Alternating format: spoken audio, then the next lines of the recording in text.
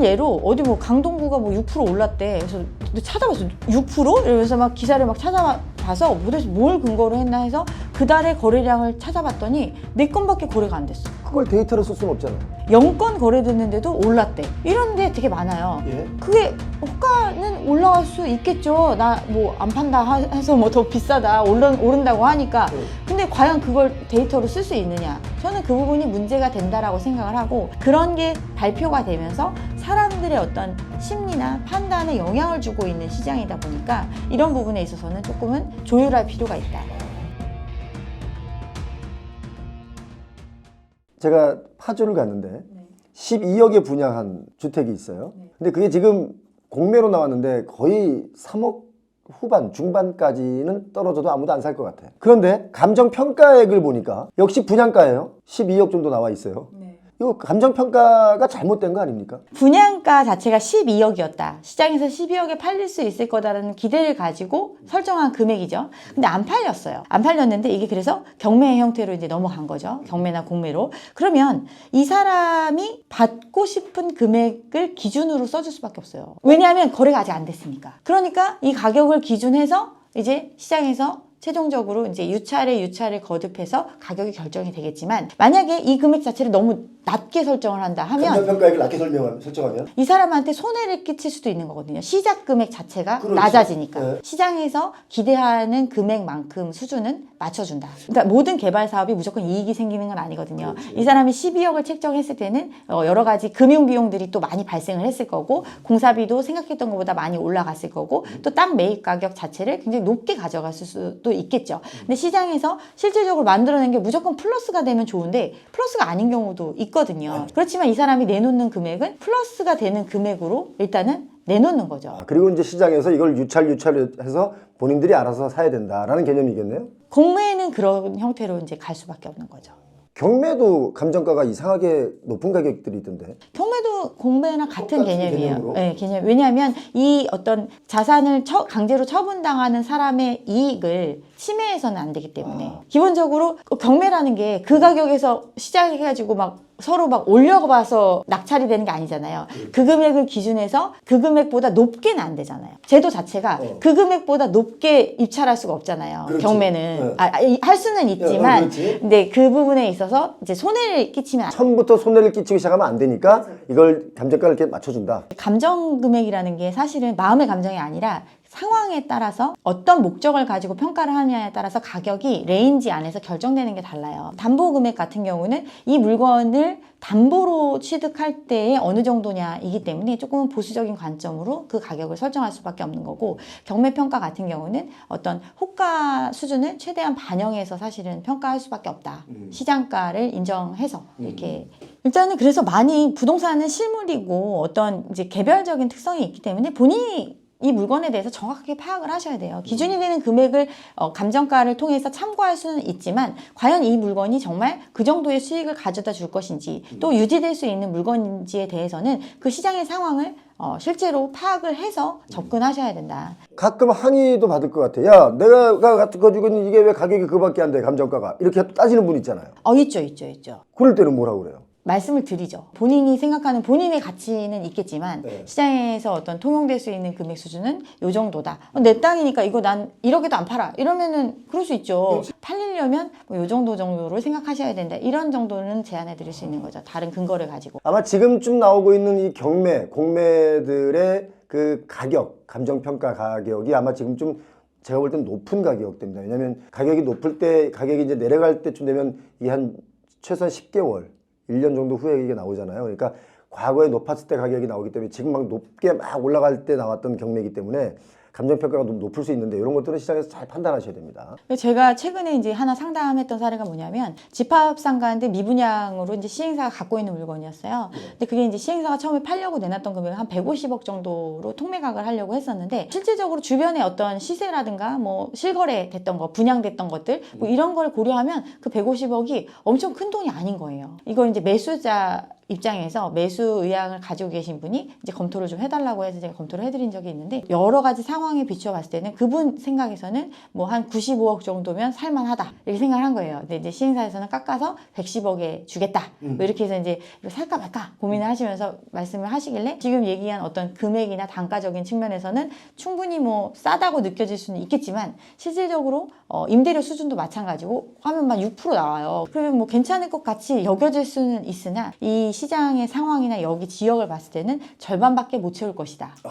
수익률이 6%라고 전망이 되더라도 절반밖에 못 채우면 3%밖에 안 되잖아요. 그렇죠. 그렇기 때문에 그걸 고려해서 어떤 내고를 하셔야 될 것 같다라고 말씀을 드렸죠. 지금 대출금리가, 주담대 대출금리가 6% 상단까지 딱 찍었어요 지금. 요즘 우리나라 돈 많이 풀고 있지 않습니까? 그럼 대출금리가 내려가야죠. 그런데 왜 계속 오르고 있고, 기준금리는 그대로인데 대출금리는 올라가고 있단 말이죠. 제가 어제 뉴스를 보니까 수신금리, 저축하는 이 금리도 3%대예요. 그러니까 이게 지금 금리가 올라간 거예요 지금. 돈을 많이 풀었죠. 돈을 많이 푼 거는 왜 풀었죠? 경기의 침체를 좀 극복하기 위해서, 그렇죠. 매수를 진작하기 위해서 예. 돈을 풀었어요. 어떤 형태로 풀었냐면 국민들한테 다 10만 원, 20만 원씩 막 돌렸죠. 예산의 75%를 상반기에 다 집행하면서 어떤 경기 부양의 목적으로 돈을 쓰게끔 그런 유동성을 푸는 정책을 했는데, 그러는데 왜 돈 풀었는데 왜 지금 돈값이 이렇게 비싸냐? 금리가 올라갔다라는 건 돈값이 비싸다라는 거잖아요. 은행에서 자금을 조달하는 데 있어서는 지금 높은 돈값을 쳐주지 않으면 자금을 조달하기 힘들다라는 의미거든요. 예. 초반에 말씀드렸던 것처럼 모든 시장에서 돈을 원해요. 그러니까 지금 뭐 주식도 올라가고 코스피 뭐 3천에서 4천 된 게 거의 1년도 안 돼서 일어난 일이잖아요. 4-5개월 만의 일입니다. 그렇죠. 70% 가까이 올라갔고 금값도 뭐 50% 가까이 올라가고 최근 들어서 좀 빠졌지만, 그럼 그 올라간 금액을 유지해 주려면 그만큼의 자금이 그 시장에 들어와줘야 그 가격을 유지할 수 있잖아요. 그러니까 모든 시장이 돈을 더 많이 원하는 거예요. 근데 아무리 유동성을 많이 푼다고 하는데 그 원하는 만큼을 못 채워주는 거예요. 그러니까 서로 돈을 원하는데 나한테 돈을 빌려줘 하려면 내가 조금 더 줄게 하지 않으면 안 되잖아요. 그렇지. 그래서 은행들이 자금을 조달하는 코픽스 금리가 올라갔어요. 예. 은행들이 빌려오는 금리가 올라가니까 은행들이 다시 빌려주는 금리도 올라갈 수밖에 없죠. 그렇지. 그래서 이제 대출 금리가 지금 6%대까지 올라간 거죠. 그리고 지금 대출의 한계 상황이라고 말씀을 드렸는데 모두가 돈을 원한다 그랬잖아요. 그렇죠. 누구나 대출 받을 수 있으면 다 받아서 뭐 하려고 하잖아요. B2도 마찬가지고. 그렇죠. 그런데 빌려달라는 사람은 많은데 빌려줄 돈은 한정적이야. 그러니까 금리를 또 올릴 수밖에 없는 거예요. 그래서 대출금리는 올라갔어요. 근데 수신금리는 왜 올라갔느냐? 그러면 은행들은 돈을 많이 빌려주고 이익을 많이 가져가고 싶은데, 많이 빌려주려면 자기들이 보유하고 있는 자금이 있어야 돼요. 그게 나한테 돈을 맡겨주는 사람이잖아요. 그럼 그런 사람들이 22년도 고금리의 끝자락에 예금하신 분들, 그런 분들이 5%대의 3년 만기 금리 뭐 이런 거거든요. 네. 그게 연말에 몰려 있어요. 그런 금리들이 지금 만기가 다 도래를 했어. 그럼 이 사람들이 다시 예치를 하지 않으면 그 자금만큼 빠져나가고 다른 데서 돈 구해야 되잖아요. 그렇죠. 그럼 이 사람들 안 빠져나가게 하려면 금리 더 줄게. 그래서 수신금리도 올라간 거예요. 그래서 지금 경쟁적으로 어떤 기존 고객들을 붙들어주기 위한 용도로라도 지금 수신금리를 좀 올릴 수밖에 없다.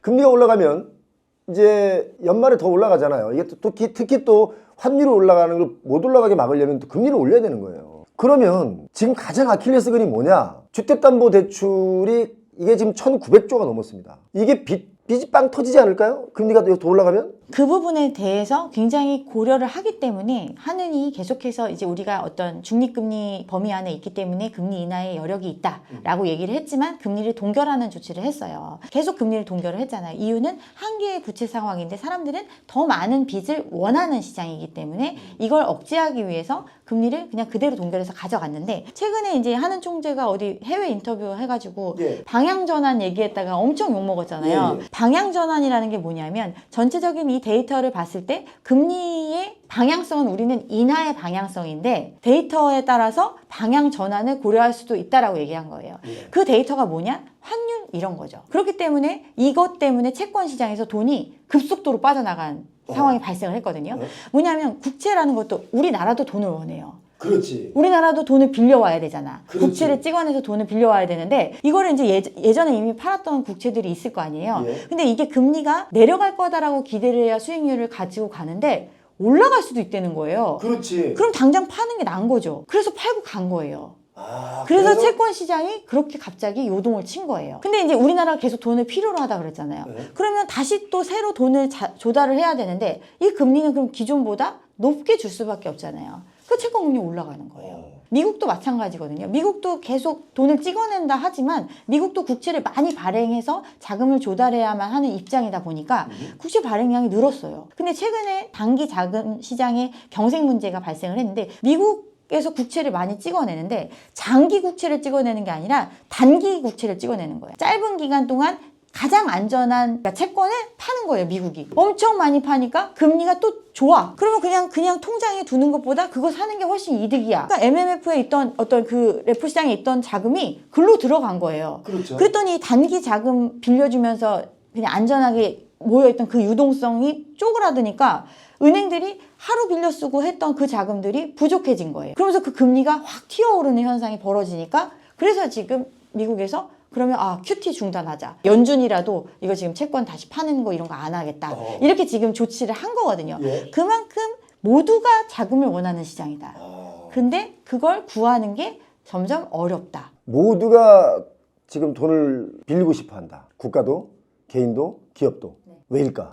어디에 돈이 들어가서? 자산 시장에 들어왔다. 그렇지. 돈을 갖고 있는 사람보다 이걸 투자하면 더 많은 이익을 줄 거다라고 기대했던 시장에 이미 다 자금이 들어가 있는 거예요. 근데 주식시장이 조정을 겪죠. 조정을 겪는데 지금 B2가 많이 늘어났다 하면서 되게 위험하다 이런 얘기 하잖아요. 신용잔고가 일주일 사이에 1조 2천억이 늘어나서 뭐 문제가 된다 이런 기사들 나왔잖아요. 근데 신용잔고가 105조 정도 되거든요. 근데 이거는 B2 주식에 들어가는 거로 늘어난 게 아니라 주담대에 모자랐던 거 신용대출 받았던 그 잔고가 되게 많은 비중을 차지하고 있거든요. 물건 자체가 틀리잖아요. 주식은 해봤자 몇 억이고 그렇지. 집은 수십억. 수십억이잖아요. 예. 십수억 뭐 이렇게 되잖아요. 예. 규모 자체가 틀린데 그 시장이 이미 어떤 그 유동성을 잡아먹은 거예요. 근데 주식시장이 이제 한참 하락이면 그거 빼가지고 또 돈 많이 굴릴 수 있다 이렇게 생각을 했는데 주식시장이 조정을 겪는 거예요. 그러면 비투한 사람들은 강제로 청산당하면서 끝나지만 비투 안 하고 내 현금 갖고 있다가 투자한 사람들은 어떻게 해요? 묶여 있는 거죠. 묶여있지. 그만큼 유동성이 잠식된 거예요. 그러니까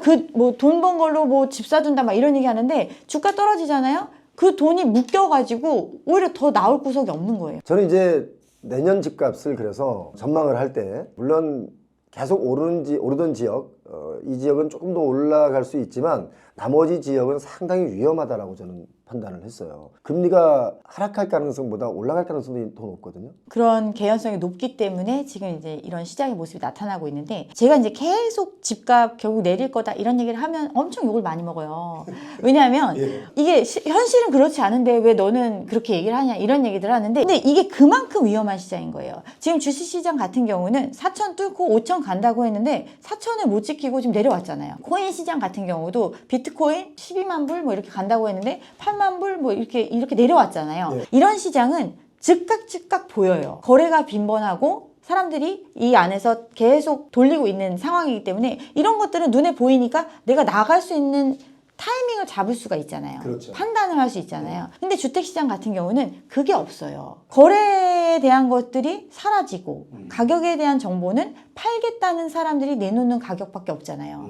그 가격을 기준으로 지금 아직도 집값이 안 내리네? 그럼 나 이거 가격에 사는 게 맞을까? 하고 들어오는 사람이 있으면 거래량이 늘어나겠죠. 근데 거래는 안 돼요. 그렇지만 갖고 있는 사람들은 그 가격이라고 생각하고 빚이나 이런 부분들을 그냥 운영하고 있는 거거든요. 그러니까 이 조정이 정말 눈에 바로바로 나타난다면 굉장히 충격이 크고 오히려 또 손실을 손절할 수 있는 사람들도 있겠지만 그게 드러나지 않는 시장이기 때문에 더 위험하다. 지금 박은정 감사님의 말씀을 제가 좀 더 부연 설명을 드리면 청담동의 뭐 아파트 단지를 갔는데 깜짝 놀랐습니다. 55평 아파트가 매물로 나와 있는데 가격이 125억이에요. 제가 그거 보고 너무 슬펐습니다. 근데 중요한 건 화랑장 같으면 아마 미친 듯이 누군가가 또 거래를 빨리 했을 거예요. 거래가 안 돼요. 말씀하신 대로 4, 50억짜리 아파트들이 거래가 많으면 이게 그런 시장인가 보다 하는데 어쩌다 하나 툭 터진단 말이에요. 돈이 많은 사람이 어쩌다 한 채 산 거 가지고 시장을 평준할 수는 없잖아요. 바로 방금 전에 이제 어떤 분하고 얘기를 하다가 나온 얘기인데 뭐 잡내화가 40몇 억에 팔렸대요. 그러면서 대출도 안 되고 뭐 하는데 현금이 이렇게 있는 사람이 아직도 있다니 굉장히 놀랬다고. 근데 그분이 현금이 20억이 넘게 가지고 계시는 분이거든요. 그런 사람들도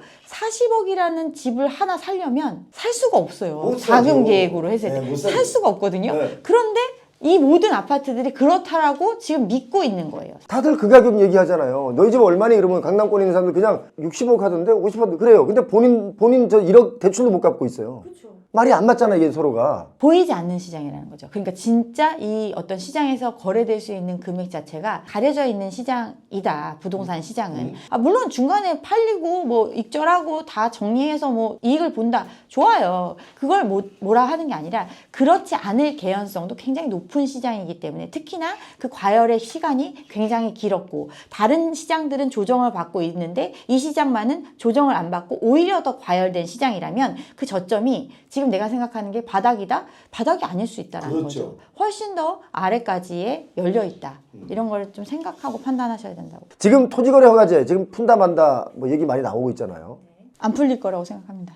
당장은. 정책의 어떤 효과를 체감하기 전까지는 토어제 해제는 그렇게 쉽지 않다라고 생각합니다. 토지가 집값 잡는 데는 도움이 됐습니까? 어떻습니까? 집값을 잡는다기보다는 사람들의 어떤 광기를 좀 멈추는 지금 시장은 초영끌의 시대라고 저는 생각을 하거든요. 그러니까 어느 정도 고소득층마저도 굉장한 리스크 테이킹을 하면서 집을 사는 시장. 이런 시장이면 사실은 한 달에 둘이 합쳐서 2천씩 벌고 이런 사람들이 되게 힘들게 살 이유가 없잖아요. 그렇죠. 그 고소득을 전부 다 어떻게 보면 집 하나 마련하는데 다 쏟아붓는 선택들을 지금 하고 있었던 시장이었는데 이걸 이제 멈추게 해준 거죠. 사는 걸 막는 게 아니거든요. 능력이 되면 살아. 대신 대출로 선택을 하는 거는 좀 자제해라. 이렇게 지금 시그널을 준 거고 정책적으로도 그렇게 가고 있는 상황이라고 생각합니다. 원래 물건값을 지불할 수 있는 사람이 사는 게 맞아요. 그런데 그 물건값이 서로 살려고 하니까 계속 올라가는 거예요. 그래서 돈이 있는 사람들도 닫기 힘든 금액까지 올라간 거예요. 그렇죠. 그러면 그거를 사게 해주기 위해서 지금 제일 얘기 많이 하는 게 대출 풀어줘라. 공급 많이 하게 해줘라. 그러면서 공급 많이 하면 뭐예요? 비싼 집 많이 공급하면 뭐예요? 사람들 그렇지. 살 수도 없는데. 그렇지. 근데 그 사는 방법은 대출을 해줘서 사줘라 이거예요. 그렇게 해온 시장이니까. 그런데 우리는 사실은 그렇게 하다 보니까 이제 소득으로는 아예 감당이 불가능한 대출을 이미 갖고 있어요. 그래서 더 못 늘리잖아요. 그런데 이 문제를 대출을 더해줘서 해결해라라고 얘기하는 거니까 해결 방안이 아니잖아요. 그러니까 이제 대출은 막힐 수밖에 없는 거고 한계라서 막히는 거고 그러면 돈 있는 사람은 참여해도 좋다. 근데 돈 있는 사람이 손해보는 거는 어쩔 수 없다. 지금 상황에서 내 능력으로 해서 내가 손실을 감수하면 되는 거니까 그렇지만 나는 손실이 안 날 거다라고 생각하는 사람은 현금 부자가 사겠죠. 근데 그렇지 않은 사람들은 안 살 거예요. 그래서 지금 현금을 많이 갖고 있는 사람들이 지금 기축을 사나요? 안 사요. 다 대부분 무주택의 현금 부자. 그러면 청약을 기다리지 기축을 뭐 60억, 70억 하는 걸 사지 않아요. 30억에 살 수 있는 그 기회를 내가 가져갈 걸 기대하고 있지 시장에 안 들어오거든요. 지금 그 선택 안 하면 강남에 입주하는 물량들 되게 많잖아요. 한 15억만 있으면 새 집에서 2, 3년씩 살면서 계속 살 수 있어요. 맞아요. 그냥 내 주거 비용으로 그 정도만 부담하고 모든 그 좋다는 커뮤니티 시설 다 누리면서 충분히 10년, 20년 살 수 있거든요. 전세가 15억이면 신축 아파트 다 들어갑니다. 다 들어가요. 그런데 집값은 50억, 60억 한단 말이에요. 그렇죠. 새 아파트에 전세를 줬어. 전세를 가지고 들어갔어요. 집주인은 나야. 저는 그 아파트 구경도 못 해보고 대출금 못 갖고 계속 기다리고 있어요. 그렇죠. 이게 정상적인 시장 아니잖아. 정작 본인들이 그걸 누리지 못해. 그러니까 대출금도 못 갚고 그래서 이사를 못 하고 내가 들어가 살아야 되는데 못 사니까 임차인 놓고 지금도 지금 뭐가 막혀 있지만 예전엔 그랬단 말이죠. 불과 몇 개월 전만 해도 할 수 있었는데 그러니까 이게 정상적인 시장은 아니다. 그러니까 돈 있는 사람들은 사실은 이걸 다 누릴 수가 있어요. 그 정도 돈이 있으려면 또 아예 사회 초년생이 그 정도 돈 있기 쉽지 않잖아요.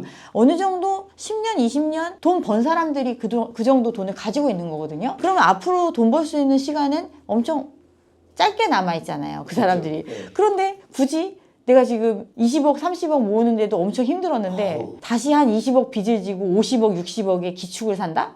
불가능한 얘기거든요. 요즘에 서울 아파트값 오른다는 데이터가 많이 나옵니다. 11호 대책 이후에도 올랐다는 게 많이 나와요. 거래량이 거의 한 70%, 80%도 줄었어요. 말씀하신 것처럼 돈 있는 사람들만의 시장이 됐는데 그 돈 있는 사람들만의 시장의 그 소량의 거래를 가지고 데이터로 집값이 올랐다라고 말할 수 있는 거냐? 저는 없다고 생각을 하는 거죠. 그래서 이 부분에 대해서 굉장히 문제가 있다. 일예로 어디 뭐 강동구가 뭐 6% 올랐대. 그래서 찾아봤어. 6%? 이러면서 막 기사를 막 찾아봐서 도대체 뭘 근거로 했나 해서 그달의 거래량을 찾아봤더니 4건밖에 거래가 안 됐어. 그걸 데이터로 쓸 수는 없잖아요. 0건 거래됐는데도 올랐대. 이런 게 되게 많아요. 예. 그게 호가는 올라갈 수 있겠죠. 나 뭐 안 판다 해서 뭐 더 비싸다 오른다고 하니까. 근데 과연 그걸 데이터로 쓸 수 있느냐? 저는 그 부분이 문제가 된다라고 생각을 하고 그런 게 발표가 되면서 사람들의 어떤 심리나 판단에 영향을 주고 있는 시장이다 보니까 이런 부분에 있어서는 조금은 조율할 필요가 있다. 자, 이렇게 통계가 약간 뭔가 문제가 있다라는 생각을 저는 했는데 박 간사님도 똑같은 생각을 하고 계신다는 거네요. 일단 부동산이라는 게 단기에 막 왔다 갔다 하는 상품이 아니다 보니까 실질적으로 주간 단위의 어떤 동향을 발표할 필요가 있는지, 그러니까 정책적으로 필요한 지표로 참고 자료로 삼기 위해서 그 조사하는 일 자체를 막는다는 건 아니고 시장에 어떤 영향을 주는 부분에 있어서는 조금은 기간을 좀 길게 가져가서 좀 더 올바른 지표가 반영될 수 있게끔 이렇게 유도하는 게 좋다라고 생각합니다.